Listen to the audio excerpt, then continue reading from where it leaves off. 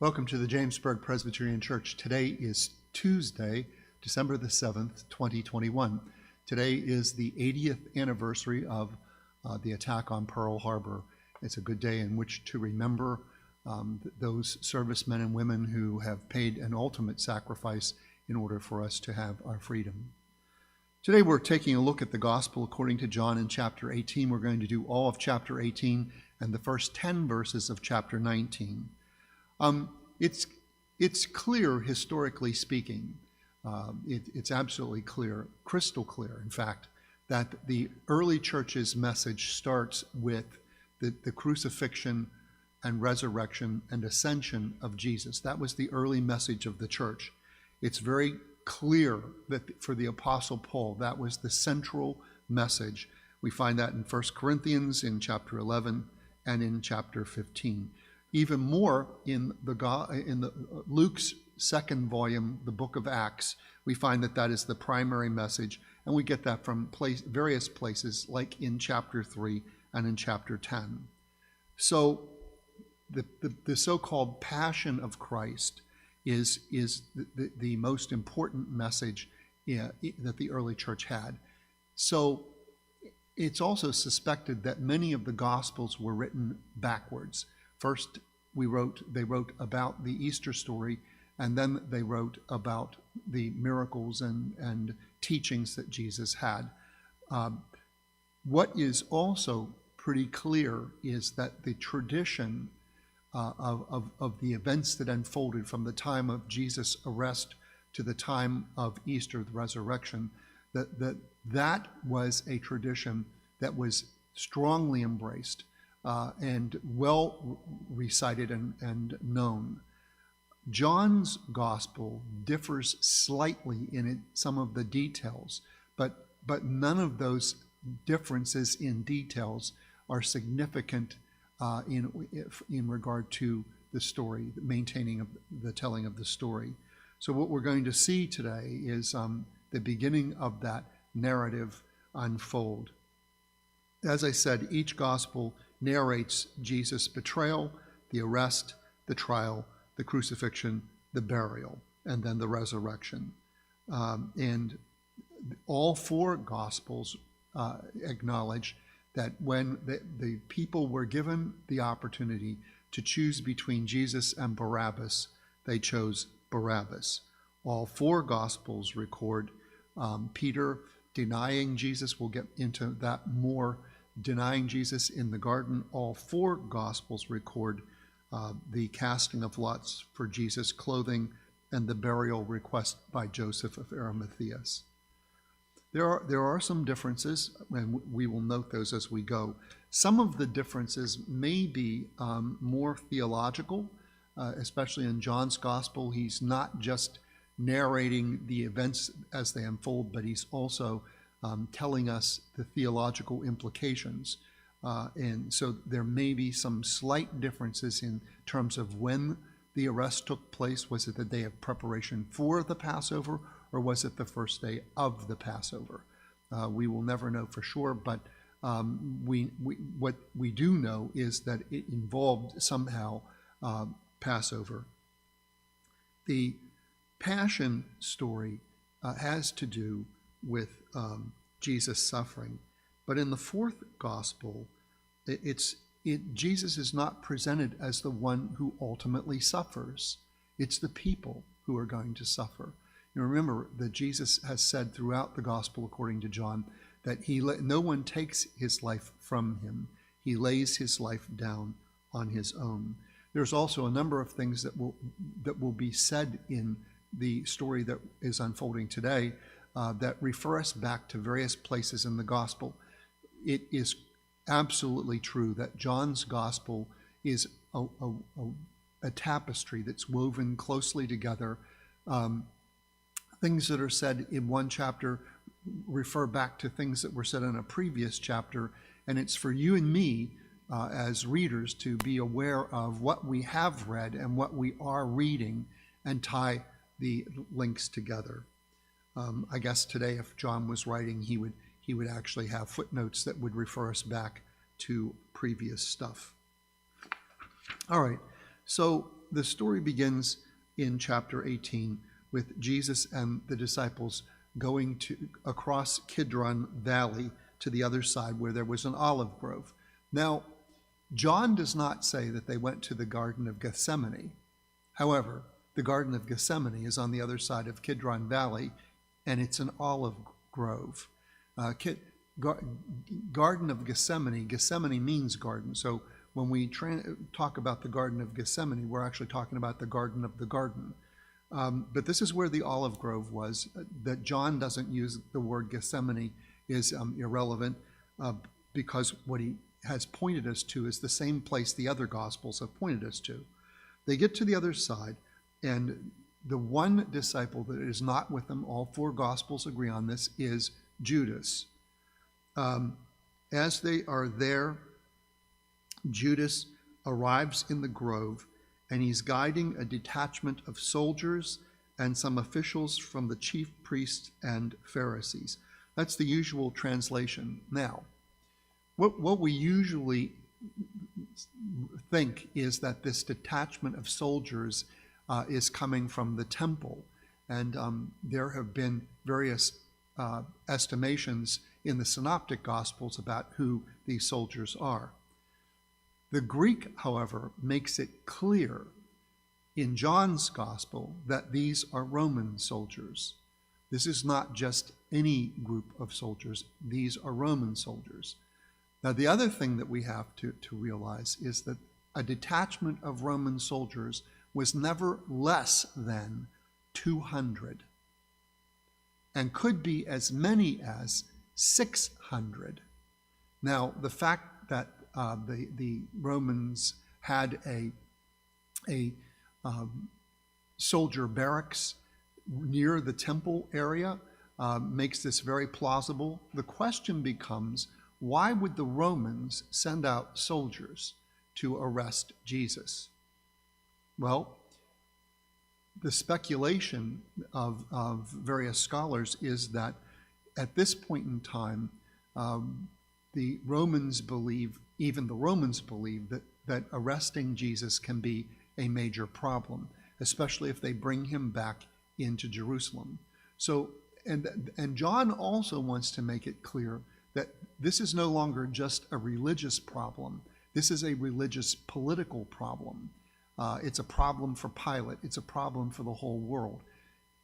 This also symbolically alerts us to the fact that the whole world has turned against Jesus. So it's in the movies that we watch, we typically see maybe 10, 15, 25 people coming out to arrest Jesus. The minimum here would have been 200. 200, imagine that. So I imagine that when they get there, they surround the area. Judas knows where they're going. Judas, in this version, never advances to Jesus to kiss him on the cheek. He stays with the soldiers. In other words, Judas has not only betrayed Jesus, but he has turned away from the light and become part of the darkness. He's become part of the world. He has become part of the Jews. And when John uses that term in various places, he means it in the negative sense, those who have turned away from the Son of God. Always, because we need to have complete sentences, the English translation adds words that should not be there. They ask, Jesus asks them, he steps forward, he asks them, "Who is it you want?" And they say, "Jesus of Nazareth." And the English translation says, "I am he." That is not what the Greek has. The Greek has, "I am." "I am" goes back to the burning bush. We've talked about this before. Ego eimi. Ego eimi is an important phrase, because when it was used at the burning bush, Moses asks the burning bush, "Who shall I say sent me?" And the burning bush, the voice of God, says, "Tell them, I am sent you." Ego eimi. So when Jesus says ego eimi, all of the group fall back a bit, and then we even get the impression they fall to the ground, they bow to him. Why is that? Well, because he's using that God term, and we don't know what his countenance was like at that point in time, but the commentaries all indicate that the soldiers react to this ego eimi. Hold on to that ego eimi idea, because later on we're going to see a contrast in those two words. They have brought out light to find the light. We're told that they're carrying lanterns, they're carrying torches, and they're carrying weapons. So they have come out with light to find the light. And that's kind of one of the little ironies that John puts in this gospel. Jesus says, again, who is it that you want? They say, Jesus of Nazareth. He says, if you are looking for me, then let these men go. And that goes back to the Good Shepherd. The Good Shepherd lays down his life, does everything the Good Shepherd can to save the sheep. Simon Peter reaches out, and all the Gospels acknowledge this, reaches out with a sword and strikes the ear of the high priest's servant, cutting it off. Now, John tells us that the high priest's servant, slave, was Malchus. In some of the Gospels, I believe in Luke, Jesus heals that servant by reattaching the ear. Here, we're not told that. Jesus tells Peter to put away your sword. Shall I not drink the cup the Father has given me? And at this point in time, the soldiers bind Jesus. That is, they tie him, probably, I would imagine, rope around his arms to his body, or maybe they tie his hands behind his back, and they take him to Jerusalem. Kidron Valley is not that far from Jerusalem. Probably this would all be less than 2 miles. If they walked more than 2 miles at this point, it would be violating the Jewish laws, because they're into a religious holiday. Sometimes there was water in Kidron Valley. There was a brook there. This happened in the winter. All of this is on the east side of Jerusalem, which is the same direction as the Mount of Olives. The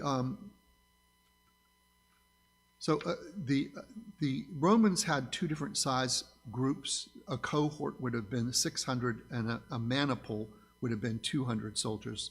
That's just for a trivial pursuit. There would have been other people involved in this.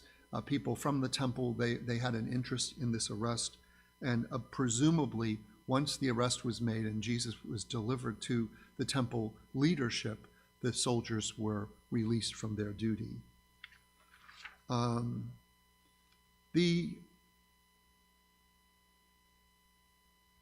The soldiers respond to Jesus' question by stating a geographic answer. We're looking for Jesus of Nazareth. And Jesus acknowledges that he is the one that they're looking for. And so the chapter progresses to verse 12, at least in this first part of the chapter, to verse 12, where the officials of the Jewish people is literally translated the police of the Jews. I have no idea why we translate it in a different way to make it the officials of the Jewish leadership. It should be translated the police of the Jews. This would have been, and again, this is a technical term for John, these are the bad guys.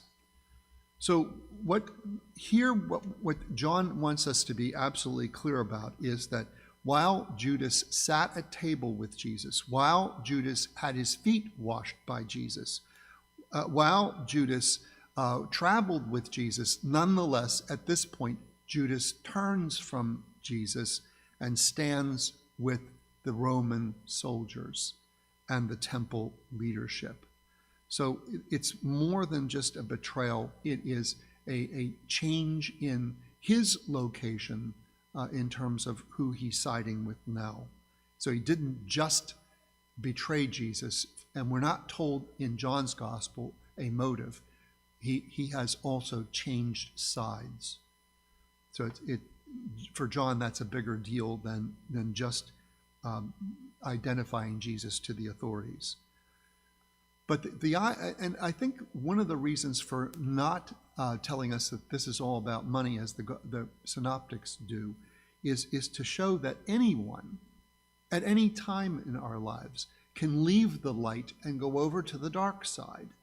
That's what John is trying to let us know, that Judas' betrayal is a story of failure, of human failure to resist the pull of evil, of human failure to embrace God's gift of love and life. Judas at this point has failed. John chapter 18, verses 13 through 27 is the interrogation by Annas. We are told that Caiaphas is the high priest, but Annas is the father-in-law of Caiaphas, and we're told that Annas is the high priest. So which is it? Well, the answer is Annas has been the high priest, and he retains significant power at this time period. Josephus, the historian, tells us about this significant power that he has. So even though Caiaphas was the high priest, whatever Annas wanted is what happened. Caiaphas, in many ways, is a puppet. He may have been a priest. He may have been a smart man. He understood political dynamics. He was also a selfish man. He understood political dynamics. He knew what was at stake for him if Jesus rose in stature among the people and Caiaphas diminished in stature among the people. We're told that Simon Peter follows this group to Caiaphas, to the Caiaphas house, and he travels with another disciple. The assumption has always been that this other disciple is one of the 12. That's not necessarily true. Jesus had other disciples besides the 12. And had this been one of the 12 disciples, this disciple would have not been called the other disciple, but would have been called by his name. So just as Josephus was another disciple, just as, not Josephus, Joseph of Arimathea, and Nicodemus were other disciples. They will prove that later on when they go to retrieve the body. Jesus had other disciples, and apparently this disciple had some influence and was able to get Peter into the courtyard of the high priest's castle, and it would have been something comparable to a castle or an estate.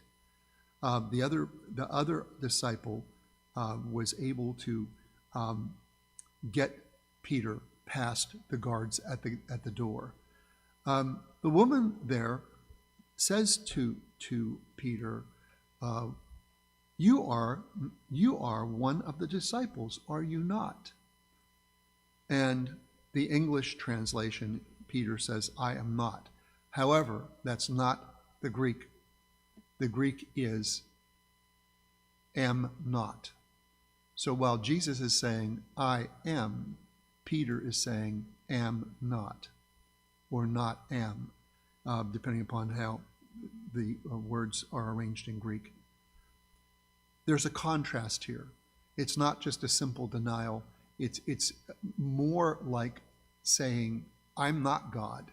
I'm not even connected with this guy." It's a bigger betrayal than just saying, trying to save his own situation. Now, John presents a kind of staged play at this point in time and goes back and forth between scenes. The one scene is Jesus being interviewed by Annas, and the other scene is what's going on in the courtyard, where in essence Peter is being interviewed by those who come upon him. And the interview question for Peter is always the same: "You're one of those disciples, are you not?" While Jesus answers, "I am," Peter answers, "am not." Jesus, the high priest, asks Jesus what his teachings were about. And Jesus responds with, "I have spoken openly to the world." Again, the use of cosmos. Here it includes those who both understand and see Jesus as as from of God to those who reject Jesus completely. So cosmos is an important word here. He says, I have always taught in the synagogues or at the temple where all the Jews come together. Again, Jews in a derogatory sense. It's an inclusive word that means both those who are with me and those who are against me. I said nothing in secret. Why do you question me? Ask those who heard me. Surely they know what I said. Now, what Jesus is appealing to is the legal system within Judaism that says you go out and get witnesses. They don't have witnesses here. As a matter of fact, Annas has given the impression that he has no idea exactly what Jesus has said.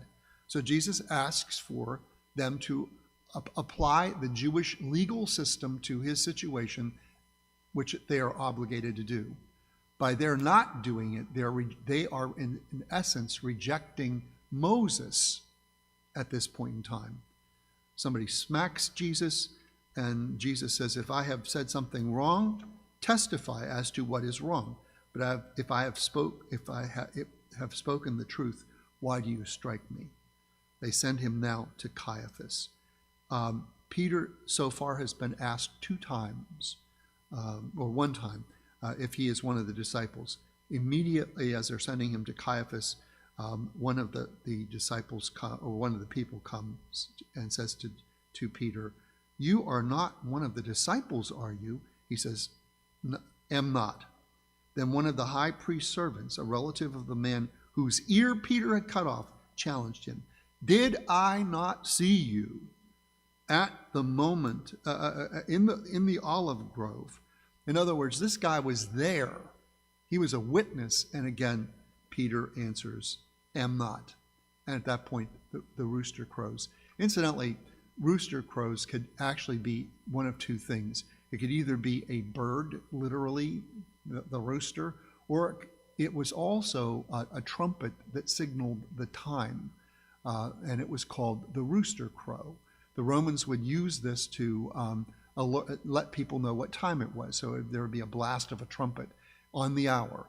And this was for the purpose of changing guards, of telling time, and it was helpful for the Roman soldiers to know when their shift was finished.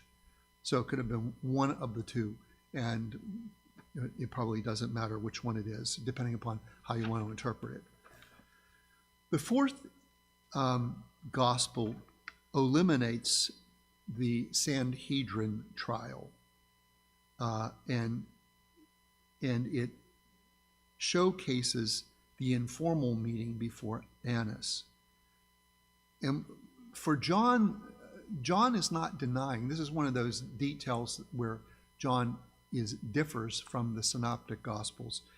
It's not that John is eliminating this at this point for any other purpose than it's already happened. From John's perspective, the trial before the Sanhedrin happened back in chapter 11 when they decided that Jesus needed to die. Why report something again at this point in time? What's more relevant is to report the interview in front of Annas and Caiaphas, and then the progression onto Pilate. Annas was the high priest from 6 to 15 CE. That would be 6 BCE to 15 CE, and Caiaphas became the high priest from 18 to 36. So it's also we know that Annas continued to have influence. A number of Annas' sons followed Caiaphas as well as grandson as high priest. Josephus notes that Annas was the most influential member of the high priest family for the early and mid-1st century. Josephus finds Annas referred to as high priest even after his term had ended. Jesus' appearance before the Jewish authorities is linked with Peter's denial, and that's an important thing to note. Well, 2 things are going on at the same time, so that if we were doing the movie version of this, the camera would pan back and forth. Jesus appears before Annas, appears before Caiaphas, and then is marched to Pilate. In all the Gospels, Peter's first questioner is the female servant. And Peter's words are the antithesis of Jesus' words, I am not. As we conclude with chapter 18, and I was going to go on into chapter 19, but I think to keep this at that 1/2 hour point, which is what my intention has been, we'll stop at the end of 18. And that'll be good because it'll keep us on suspended in suspense as to what happens next. Some of the questions that Jesus answers, he answers in the form of a question.